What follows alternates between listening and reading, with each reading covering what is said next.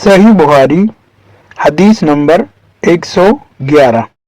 حدثنا محمد بن سلام قال أخبرنا وكيع عن سفيان عن مطرف عن الشعبي عن أبي جحيفة قال قلت لعلي هل عندكم كتاب؟ قال لا إلا كتاب الله أو فهم أعطيه رجل مسلم أو ما في هذه الصحيفة. قال قلت فما في هذه الصحيفة؟ قال العقل وإفكاك الأسير ولا يقتل مسلم بکافر. اردو ترجمہ.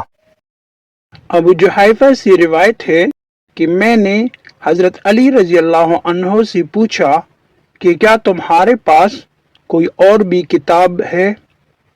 انہوں نے فرمایا کہ نہیں مگر اللہ کی کتاب قرآن ہے یا پھر فہم ہے جو وہ ایک مسلمان کو عطا کرتا ہے یا پھر جو کچھ اس صحیفے میں ہے.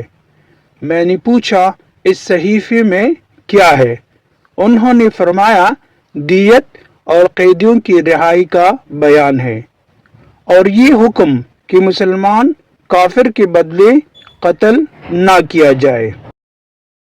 English translation. Narrated Abu Juhayfa said, I asked Ali, have you got any book which has been revealed to the Prophet apart from the Quran? Ali replied, no, except Allah's book or the power of understanding, which has been bestowed by Allah upon a Muslim, or what is written in this sheet of paper with me. Abu Juhayfa said, I asked, what is written in this sheet of paper?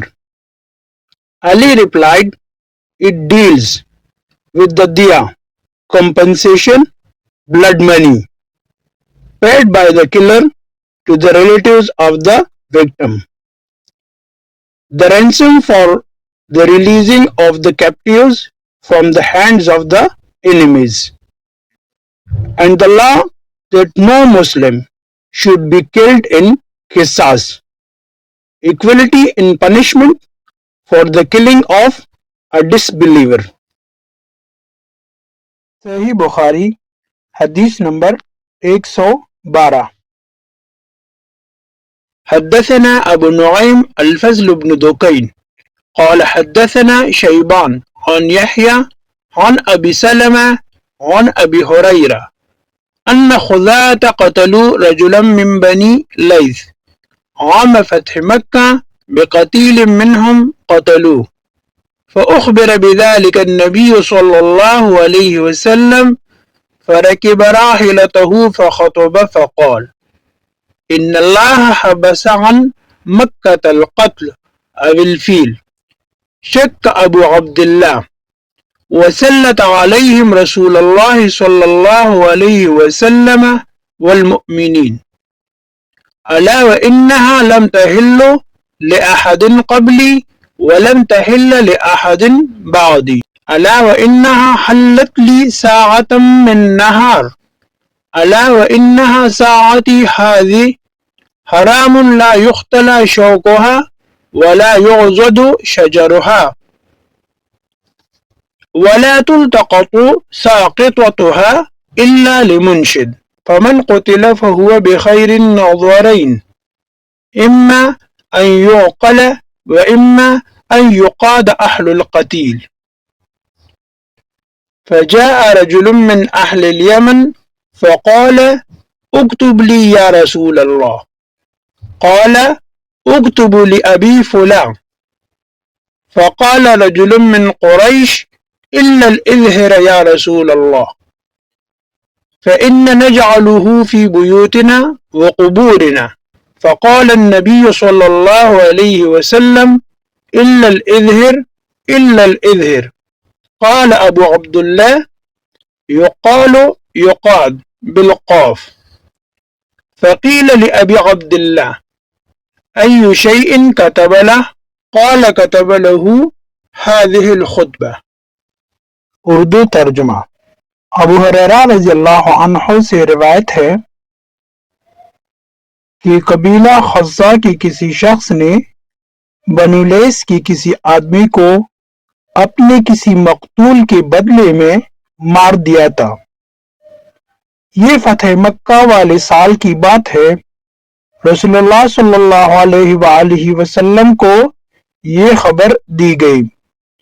آپ نے اپنی اونٹنی پر سوار ہو کر خطبہ پڑھا اور فرمایا کہ اللہ نے مکہ سے قتل یا ہاتھی کو روک لیا۔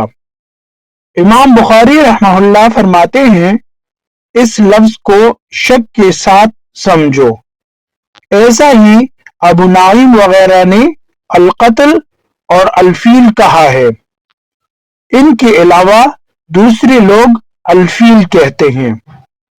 پھر رسول اللہ صلی اللہ علیہ وآلہ وسلم نے فرمایا کہ اللہ نے ان پر اپنے رسول اور مسلمانوں کو غالب کر دیا، اور سمجھ لو کہ وہ مکہ کسی کے لیے حلال نہیں ہوا، نہ مجھ سے پہلے اور نہ آئندہ کبھی ہوگا، اور میرے لیے بھی صرف دن کے تھوڑے سے حصے کے لیے حلال کر دیا گیا تھا۔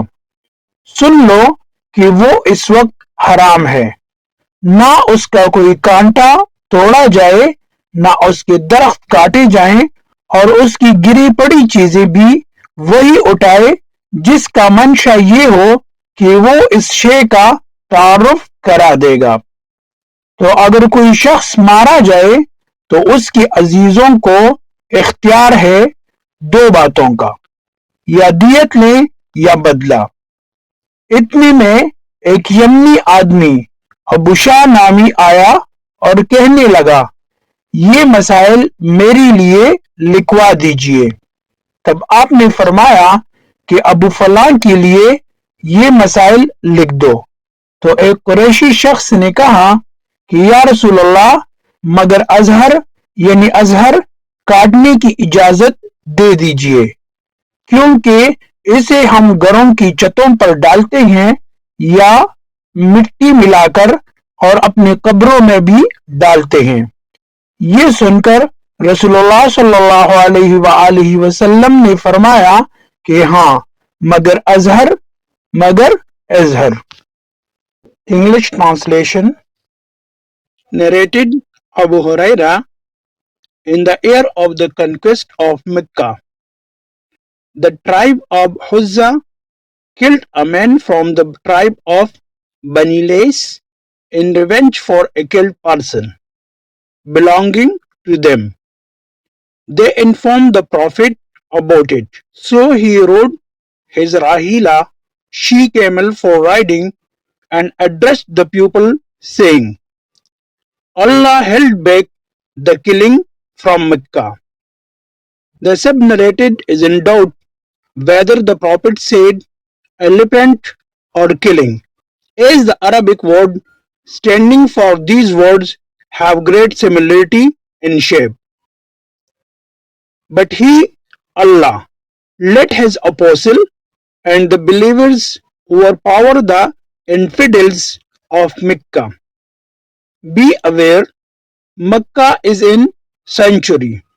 Verily, fighting in Mecca was not permitted for anyone before me, nor will it be permitted for anyone after me. War in it was made legal for me for few hours or so on that day. No doubt it is at this moment a sanctuary. It is not allowed to uproot its thorny shrubs or to uproot its trees or to pick up its locuth, falling things, except by a person who will look for its owner, announce it publicly.